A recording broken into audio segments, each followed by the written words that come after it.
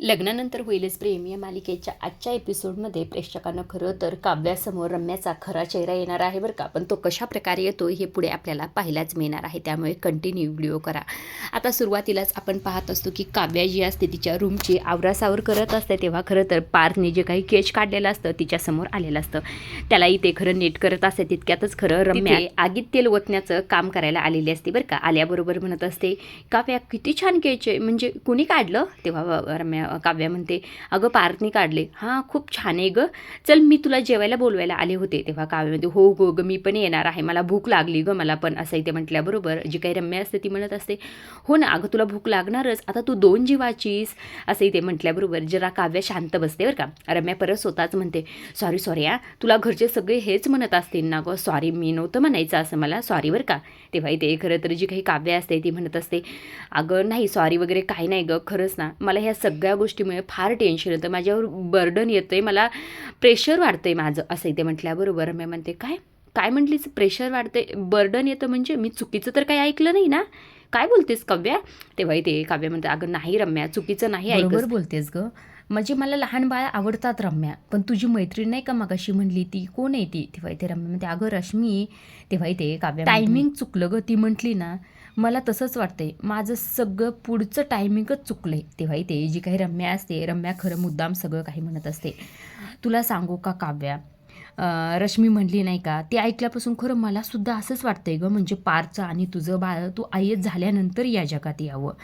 म्हणजे बघ ना आता, आयुष्यात किती किती साऱ्या गोष्टी असतात जे करण्यासारख्या, मेन म्हणजे तुझं करिअर. आणि करिअर जर वेळेवर नाही झालं तर किती गोष्ट अवघड होतात बघ बरं. बाळ तरी नंतर येऊ शकतं ना.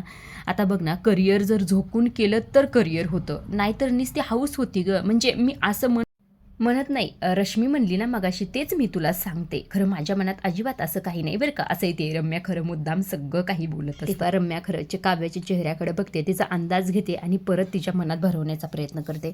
काव्य, तुला आठवतंय का त्या दिवशी आपण नाही का पार्किंगमध्ये भेटलो होतो, तेव्हा मी अगं विजयला विचारलं की तुला लहान बाळ आवडतात का, म्हणजे मी स्वतःहून विचारलं. तेव्हा खरं तर आता पण मला नको बाई, आता तुझं ऐकल्यापासून मला तर टेन्शन आलं, मला लहान बाळं वगैरे ह्या सगळ्या गोष्टीपासून लांबच राहायचं आहे, मला नको, अजिबात नको. असंही ते खरं म्हणत असते रम्या बरं का. तेव्हा काव्या म्हणत असते, राग रम्या, कळतंय गं मला, तुझं सगळं कळतंय, पण मी आता काय करू हेच मला कळत नाही, मला फार टेन्शन आलंय. तेव्हाही ते रम्या म्हणत असते, आता मी तुला काय सांगणार, म्हणजे ते बी काव्याला. पण एक तुला सांगू का, पूर्वीची काव्या जर असती ना तर एका झटक्यात तुकडा काढून मोकळा झाली असती. म्हणजे बघ ना आता, म्हणजे तुला जर बाळ नको असेल तर ह्या गोष्टी आता किती सहजत काही करू शकतो आपण. आणि जरी तुला पार्थने साथ नाही ना दिली तरी मी तुला साथ देईल, मी तुला मदत करेल ह्या सर्व गोष्टीत. बघ, म्हणजे तुझा विचार आहे सगळं, हा तुझा निर्णय, ह्यात मी काय जबरदस्ती तुला करत नाही आहे, पण एकदा विचार करून बघायला काय हरकत आहे, असंही ते रम्या म्हणत असतं. असं सगळं मनात भरून खरं म्हणते, मी ताट वाढायला जाते तोपर्यंत ये तू. आता इथे काव्याच्या मनात तर काहोर माजलेला असतो.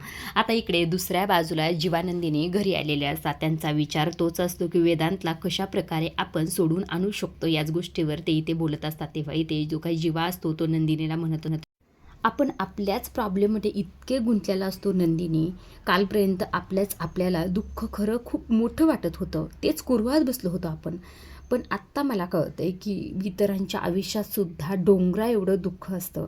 आणि फक्त इतरांच्या नाही तर या जगात काय काय घडत असतं. म्हणजे मुंबईसारख्या शहरात एक म्हातारी बाई अत्तराचा वास घेऊन किडनॅप करते, म्हणजे हे काय आहे? एकदाही तिच्या मनात विचार येत नसेल की त्या आईला काय होत असेल, त्याच्या आईचं लेकरू आज किडनॅप झालंय, त्या आईची झोप उडाली असेल, हे सर्व काही काय चाललंय, असंही ते म्हटल्याबरोबर नंदिनी म्हणत असे, जेव्हा तुम्ही अजिबात टेन्शन घेऊ नका, आपण वेदांतला लवकरात लवकर शोधण्याचा प्रयत्न करू.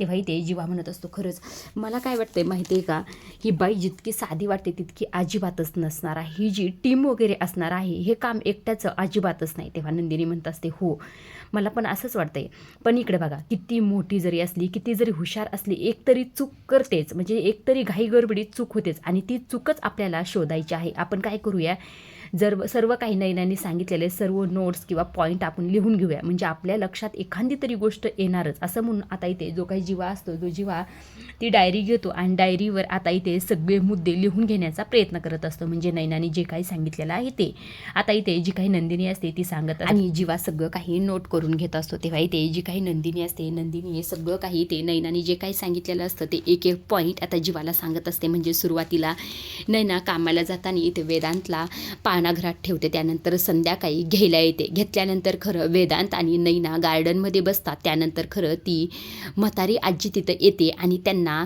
जे काही अत्तर असतं ते अत्तर दिलेलं असतं. त्यानंतर नैना बेशुद्ध झाली आणि त्यानंतर खरं तर वेदांतला त्या बाईने किडनॅप केलं. ह्या सगळ्या गोष्टी नैनाने सांगितलेल्या सगळ्या काही लिहून घेतलेल्या असतात. त्यानंतर खरं जीवा म्हणत असतो पण आता त्या बाईने नेमकं वेदांतला घेऊन कोणत्या दिशेने गेली असेल, म्हणजे तिथे 4 रस्ते, त्या 4 रस्त्यापैकी कोणत्या एका रस्त्याने गेले असतील हे आपल्याला माहिती करून घेतलं पाहिजे. ते जर कळलं ना तर आपल्याला बऱ्याच गोष्टी कळतील. तेव्हा इथे जी काही नंदिनी असते, नंदिनी म्हणत असते पण आम्हाला काय वाटतं एक पॉईंट आपला काहीतरी मिस होतोय, म्हणजे काहीतरी मिस होतंय. तेव्हा इथे नैनाच्या सगळ्या बोलण्यावर परत आता इथे नंदिनी विचार करत असते. तेव्हा इथे तिच्या लक्षात येतं की नैनाने सांगितलं होतं की ती बाई म्हणली होती की तुम्ही पाळणाघरातून आला असताना म्हणजे तुम्ही थकला असताल, त्यामुळे हे अत्तर घ्या, याचा वास घ्या, म्हणजे तुम्हाला छान वाटेल. ही गोष्ट ऐकल्यानंतर जो काही जीवा असतो तो म्हणत असतो तसंच झालं असेल, ती बाई नैनावर पाळतच ठेवत असावी. आता आपण खरं तर काय करूया, त्या पाळणाघरात जाऊया, म्हणजे आपल्याला सर्व गोष्टीचा उलगडा होईल. तिथं जरा चौकशी करूया, तिथं आपल्याला काही ना काही मार्ग नक्कीच मिळेल. तेव्हा इथे जीवा म्हणतो हो नक्कीच मिळेल, तू अजिबात काळजी करू नको. आपण वसवात त्याचा देखील पर्दाफाश केला होता ना असंच प्लॅनिंग करून, तसासुद्धा इथे आपण त्या वेदांतला नक्कीच शोधूया असं इथे खरं जीवानंदिनी म्हटलेले असतात. आता इकडे दुसऱ्या बाजूला जी काही वसू असते, वसू आता इथे जी काही रम्या असते, रम्याचे सगळे कॉलेजपासून किंवा सगळेच इथे सर्टिफिकेट एका जागेवर जमा करून ठेवत असते. तितक्यातच खरं इथे रम्या येते. रम्या म्हणत असते की आई हे काय करतेस. तेव्हा इथे वसू म्हणत असते अगं हे सर्टिफिकेट तुझे सगळे जमा करून ठेवते, मला विजयने सांगितलं तसं फोन करून. तेव्हा इथे रम्या म्हणते विजय आणि त्याला कशाला पाहिजे. तेव्हा वसू म्हणते अगं काय माहीत नाही पण तो म्हटला म्हणून मी करते. तेव्हा इथे रम्या म्हणते त्याला माझ्या सर्टिफिकेटचं काय करायचं, ह्याचं एक काय सुरू असतं काय माहिती. तेव्हा इथे वसू म्हणत असते हे सगळं काही जाऊ दे ना, पण माहिती आहे का रम्या तुझी ही फाईल बघत होते ना तेव्हा खरंच मला कळलं किती तुला बक्षिसं मिळालेत, म्हणजे किती अचिव्हमेंट मिळवल्यास तू. खरंच मला खरंच तुझा अभिमान वाटतो गं. तेव्हा रम्या म्हणते हो का अगं आणखी एक अचिव्हमेंट मिळणार आहे मला, म्हणजे त्याचा सर्टिफिकेट वगैरे नाही पण अचिव्हमेंट तर आहेच असं इथे म्हटल्याबरोबर वसू उत्साहानेच तिच्याकडे उठते आणि म्हणत असते अचिव्हमेंट म्हणजे रम्या काय म्हणायचं अगं सांग तरी.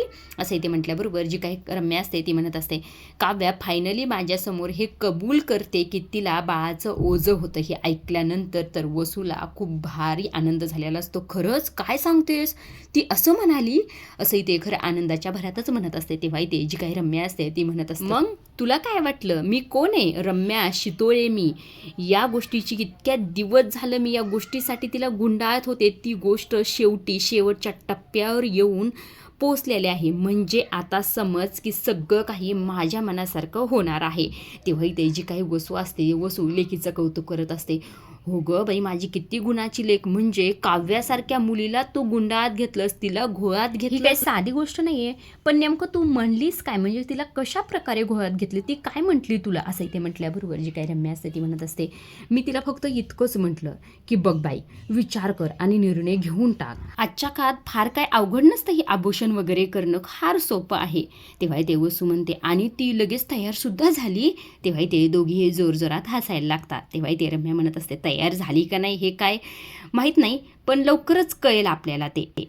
पण हा ती या नोटवर आली की मला जे हवंय तेच ती ठरवेल, म्हणजे तेवढे बोलले मी व्यवस्थित समजावून सांगितलंय म्हणजे तिला. असंही ते रम्या म्हणते. लगेच म्हणते नाही म्हणजे तिच्या लग्नापासनं तू काय जे तुझी क्लीन इमेज तयार केलीस ना तिच्या नजरेत ते बघता खरं तर मला वाटतंय काव्या नक्कीच तुझा विचार करेल, म्हणजे तुला जे हवंय तेच ती नक्कीच ऐकेल तुझं. असंही ते खरं वसू म्हणत असते. तेव्हा जी काही रम्या म्हणत असते ती म्हणते ऐकलंच पाहिजे गं, मग इतक्या दिवस जे काही मी तिला घोळात घेण्याचं काम केलेलं आहे आता ती नक्कीच बाळ अबोट करायला तयार होईल.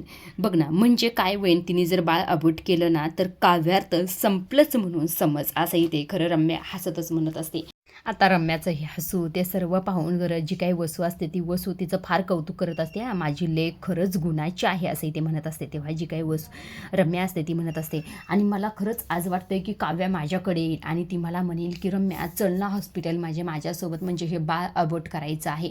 तेव्हा वसू म्हणते मग तू जाशील का गं रम्या? तेव्हा रम्या म्हणते हो जावेच लागेल ना गं, नाहीतर देशमुखांच्या थोरली सून त्यांच्या वंशाचं दिव्याचं पुढं काय करते याचे पुरावे तर गोळा करावेच लागतील ना, असं म्हणून दोघी जोरजोरात हसायला लागतात. आता ह्यांचं हसू थोड्या दिवसातच गायब होणार आहे हे नक्कीच आहे बरं का.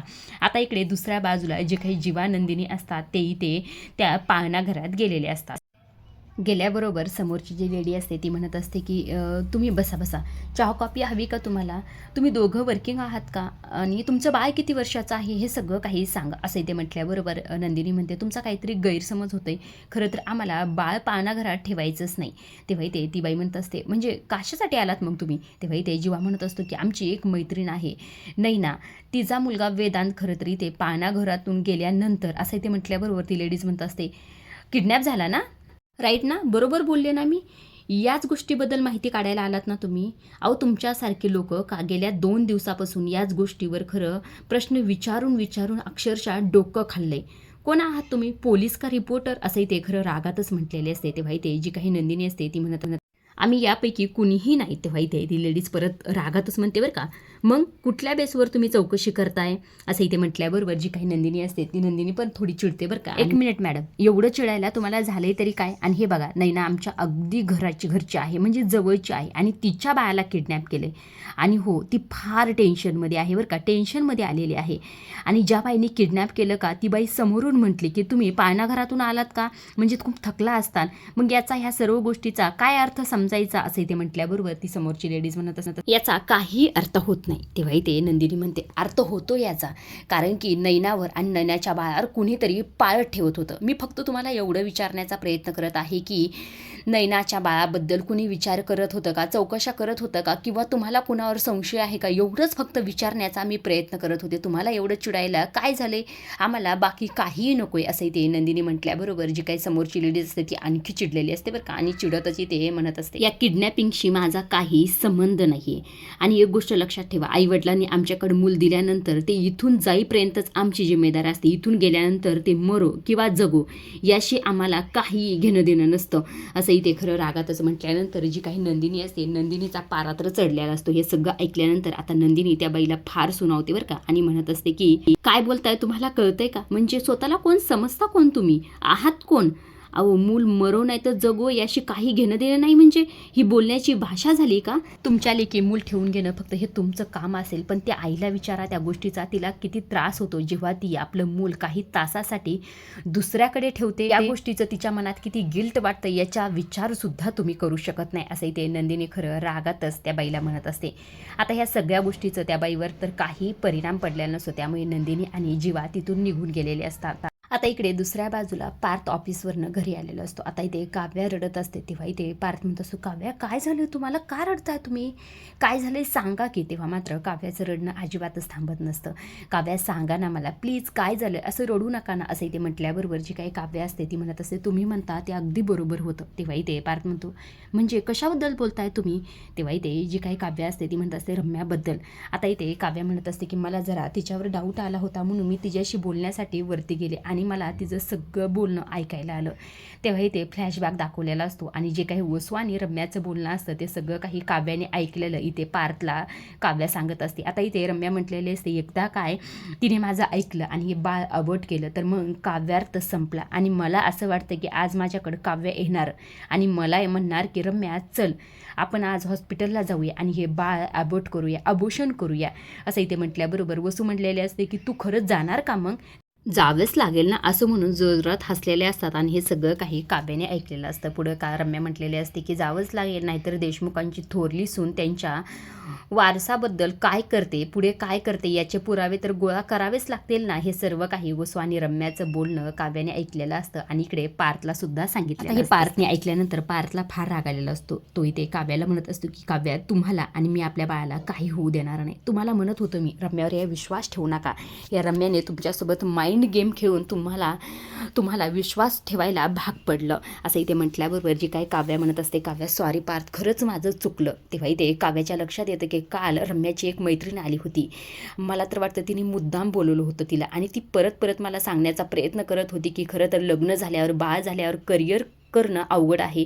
तिचं हेच म्हणणं होतं की खरं करिअर जर करायचं असेल तर बाळाचा विचार करणं सोडून दिलं पाहिजे. म्हणजे हा सगळा काही गेम रम्याचा होता. आता माझ्या लक्षात येते असं इथे खरं पार्थला सांगितल्यानंतर पार्थला तर फार राग येतो. तो म्हणत असतो मी आत्ता जातो आणि वसू आत्याला आणि रम्याला घराच्या बाहेर काढतो. तेव्हा इथे काव्या पार्थला समजावते आणि म्हणत असते की पार्थ काय कारण सांगणार तुम्ही?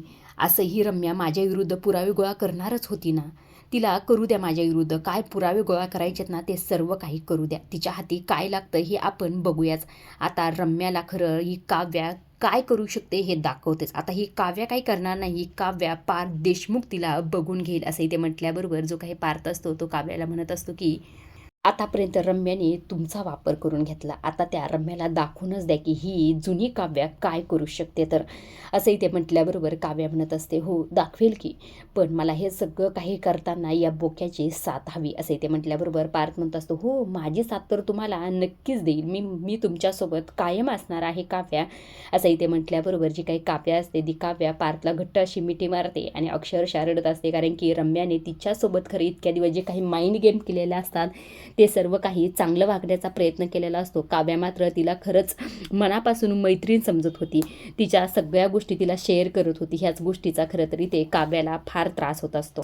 आता काव्या आणि पार्थ रम्याला कशा प्रकारे धडा शिकवतात हे पुढील काही भागात कळणारच आहे. कारण की याचा प्रोमो रिलीज झालेला आहे आणि तो आपल्या चॅनलवर अपलोड देखील केलेला आहे. तो नक्कीच एकदा पहा. आजच्या पुरतं एवढंच. अशा डेली मालिकेचे अपडेट जर तुम्हाला जाणून घ्यायला आवडत असतील तर आपल्या चॅनलला जरूर सबस्क्राईब करा. धन्यवाद.